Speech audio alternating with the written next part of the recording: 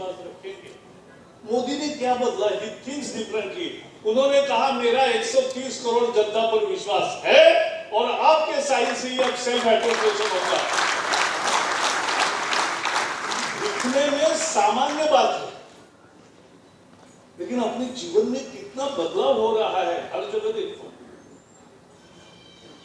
अब digital transaction जिस गति से बढ़ रहे हैं हम देख रहे हैं। आपके यहां भी अभी कोई चाय के स्टॉल पर भी चाय पीता है या कुछ खरीदता है तो तुरंत लोग फोन से ही पैसा दे। आप पाकिट रखने की जरूरत ही नहीं, फोन से ही चाय का भी पैसा दे रहे ना। और किससे दे रहे? फोन पे। यहाँ क्या पॉपुलर है? गूगल पे, फोन पे, पेटीएम। तो पेटीएम से दे रहे। तो ये सभी है, लेकिन हर एक अपने पसंद का करते हैं। तो ये प्लेटफॉर्म दुनिया में एक ऐसा तैयार हुआ। दुनिया में पिछले 6 महीने लगातार सबसे ज्यादा डिजिटल ट्रांजैक्शन ऐसी किसी देश में हो रहे तो उसका नाम भारत है। यह हमें समझना चाहिए। और ये कितना फैल गया। आपके यहाँ भी बैल की एक दिन पूजा करते हैं संक्रांति के आसपास, दीपावली। हमारे यहाँ गोवर्धन थे इसमें। तो हमारे यहाँ भी महाराष्ट्र में पूजा होती है, हर एक जगह अलग अलग डेट्स है। तो मैं अभी गया था पुणे में, तो मैंने देखा गया तो एक बैल के सींग में QR कोड का कार्ड लगा था कि जिसको देना है फोन लगाए और बैल के मालिक को पैसा दे। तो इतना बढ़ गया। और अभी उल्लेख किया देवनानी जी भी, राजीव गांधी कहते थे, यही कहते थे कि 100 रुपए में बेचता हूं, लेकिन जयपुर आते आते 15 रुपए ही उसको गरीब को मिलते, 85 रुपए बीच में खाते थे। मैं उस समय भी पूछता था कि कौन खाते हैं भाई? दिल्ली से गली तक कांग्रेस वाली है तो यही काम करते हैं, पहले दिन से यही काम करते हैं, तो पैसे खाना उनका एक आदत है। अभी भी देख रहे हैं गहलोत सरकार में क्या चल रहा है। और इसलिए एक आज बदल गया। अब मोदी जी 100 रुपए भेजते हैं दिल्ली से, तो 100 के 100 रुपए देहात में कहीं भी खाते में जमा होते हैं। ये एक क्रांतिकारी परिवर्तन आया। यह हमें समझना चाहिए कि थिंग्स डिफरेंटली। मैं और भी एक दो उदाहरण जरूर बताना चाहता हूं। उन्होंने जैसे हमारे यहाँ अनमैन गेट्स है, 11,000 अनमैन गेट्स थे, जहां रेलवे का गेट है लेकिन कोई सिपाही नहीं है, कर्मचारी नहीं। 11,000 गेट्स थे 2014 में। और इसलिए हम बार बार सुनते थे कि भाई स्कूल की बस जा रही है, रेलवे की टक्कर मारी और बच्चों का एक्सीडेंट हुआ। कोई शादी की बारात जा रही है, वहां टक्कर मारी, बाराती बेचारे मर गए। तो ऐसी न्यूज हम हमेशा पढ़ते थे, याद आ रहा है ना? अब नहीं ऐसा पढ़ते हो। क्यों? क्योंकि सारे अनमैन गेट्स पर लोग रखे या दूसरा रास्ता निकाला कि कोई एक्सीडेंट नहीं होता। अनमैन गेट्स पर ये आज हो गया है। ये नई सोच है। पद्मश्री, पद्म भूषण, पद्म विभूषण या पद्म अवार्ड जो मिलते थे, वो पहले क्या था? अच्छे खिलाड़ी, अच्छे डॉक्टर, अच्छे वकील, अच्छे लोग, उनको मिलता था। वो मिलना भी चाहिए, उनको आज भी मिल रहा है।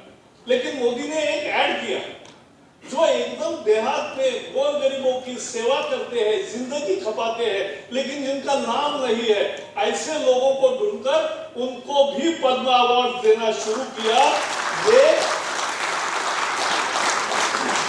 ये नई सोच है।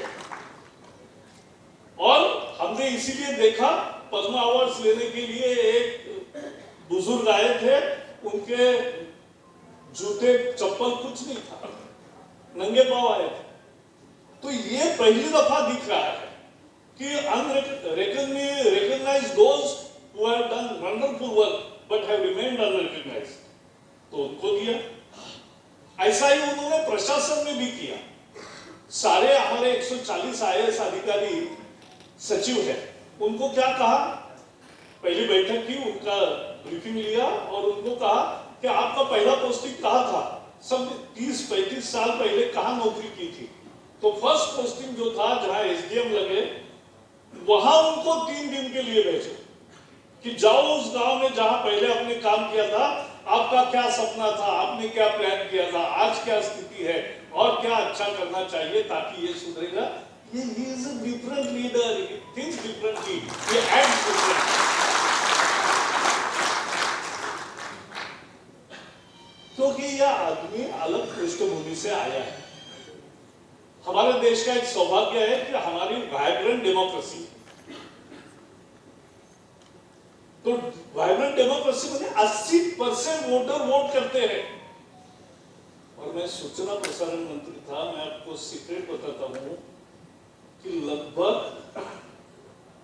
30-35% लोग ही समाचार पत्र, पॉलिटिकल न्यूज पढ़ते हैं और थोड़े ही लोग टीवी का डिबेट देखते हैं।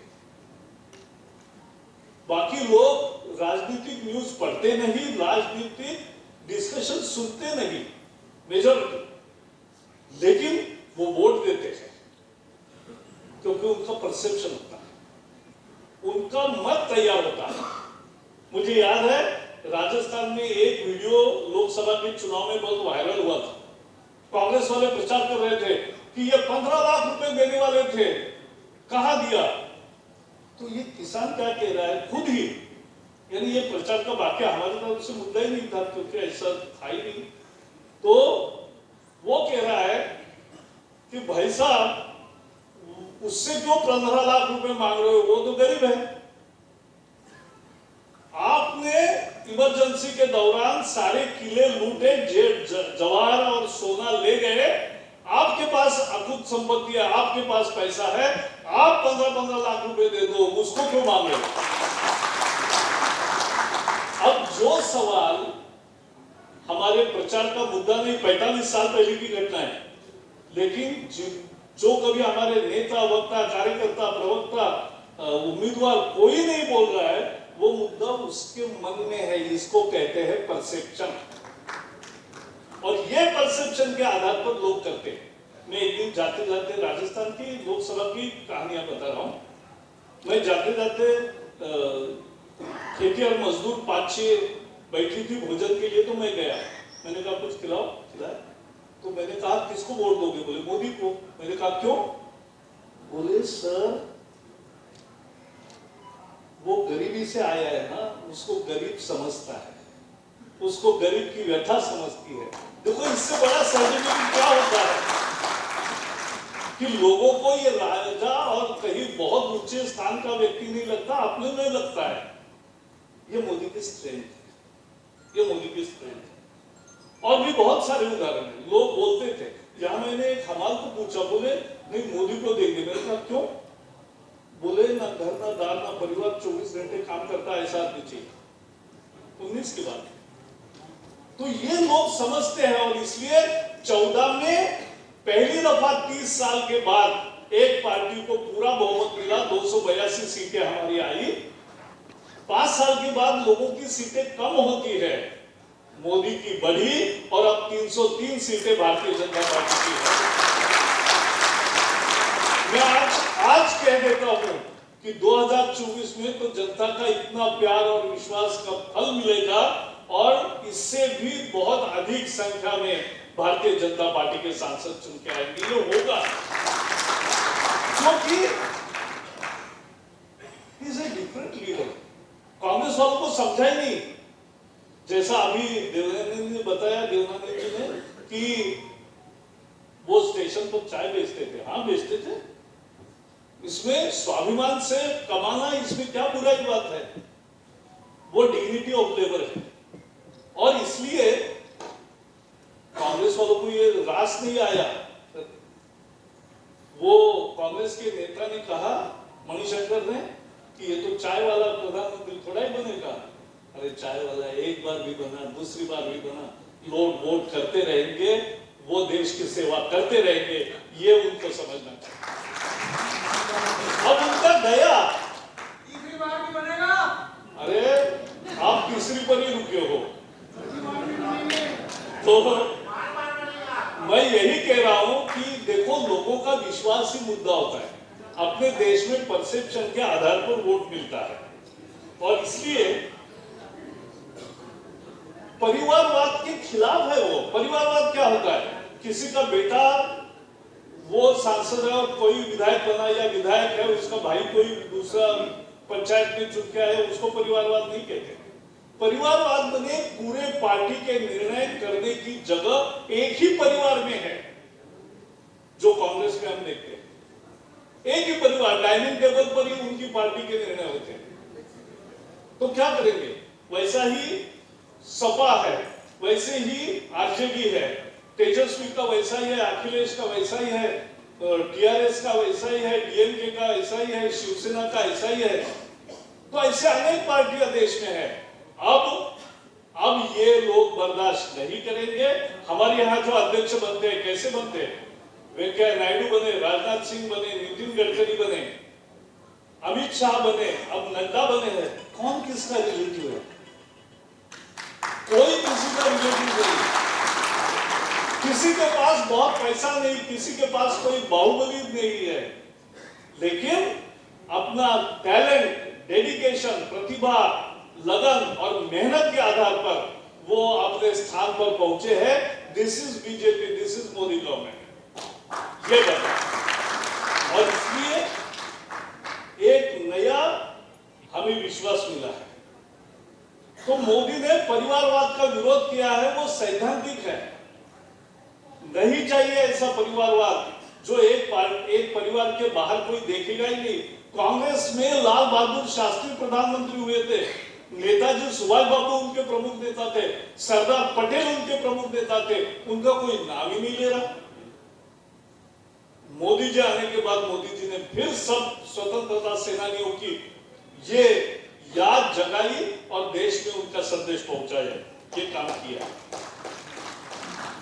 दो तीन चीजें छोटी देता हूं। दूसरा एक उनका सूत्र है, सबका साथ, सबका विकास, सबका विश्वास और सबका प्रयास। जब उन्होंने स्वच्छ भारत का नारा दिया, तब लोगों को नहीं लगा कैसे इतना देश में कचरा है, कैसे साफ होगा। लेकिन 7 साल में बहुत फर्क पड़ गया और लोग उसमें, बच्चे भी देखो, आज गाड़ी से जाते हुए किसी पेरेंट्स ने अगर पान खा के थूकने की कोशिश की तो उसका रोकता है, उसका ही बेटा या बेटी रोकती है। ये परिणाम है स्वच्छ भारत का।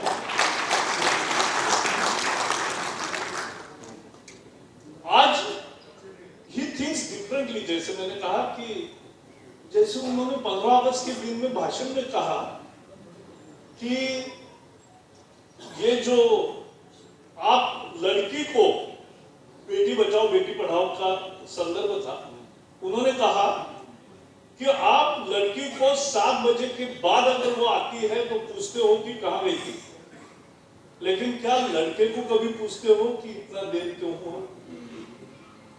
ऐसा बोलने वाला आदमी नहीं देखा। मैं सूचना प्रसारण मंत्री था, तब क्या हुआ, पहले 2-3 महीने मोदी जी बोल ही नहीं रहे थे, तो पत्रकार भी बोलने कहने लगे, लोग भी पूछने लगे।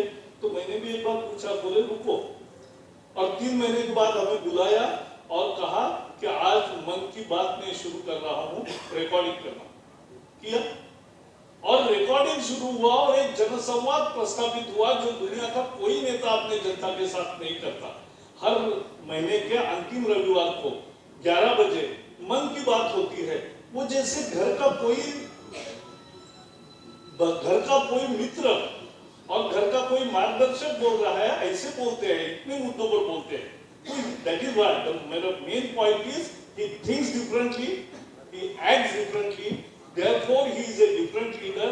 और विपक्षियों को उनको हराने के लिए बहुत बदलाव करना पड़ेगा। पहले तो 24 घंटे काम करना पड़ेगा, क्योंकि यह आदत ही नहीं है। यानी यह आदत ही नहीं, इतना आराम से लेजी फेयर ऐसा चल रहा था कि आनंद से रहो, मस्त रहो और पॉलिटिक्स करो। अब ऐसा नहीं होता। मोदी जी 24 घंटे काम करते हैं। अमेरिका में नवरात्रि के दिनों में 100 घंटे गए थे, 50 कार्यक्रम किए, पानी के सिवा कुछ नहीं लेते, और वापस आने के बाद तुरंत सुबह फाइलें लेकर भी क्लियर की और तुरंत मंत्रिमंडल की बैठक भी की।